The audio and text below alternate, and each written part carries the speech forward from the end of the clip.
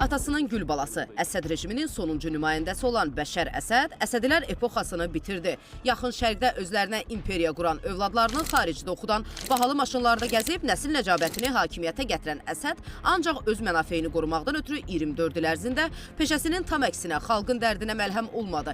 Əksinə bir vəba kimi milləti çürütdü.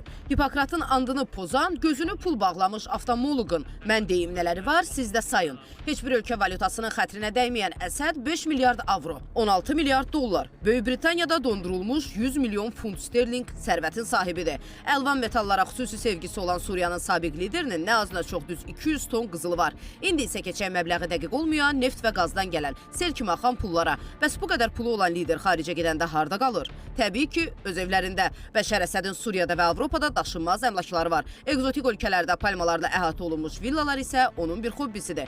Mən hələ atası Hafiz Əsəddən Bəşər Əsədə qalan mirası demirəm. Milyardlıq sərvət atadan oğula keçib. Əsədin bahalı maşın kolleksiyasını hardasa anlamaq olar. Ürəyində hər gecə yatmazdan öncə dediyi, millət necə tarac olur olsun, nə işim var sözləri ilə yuxuya getməsini də anlayaram. Amma bir prezidentin niyə şəxsi anbarında tankları, döyüş təyyarələri və helikopterləri, eləcə də strateji silahları olsun axı?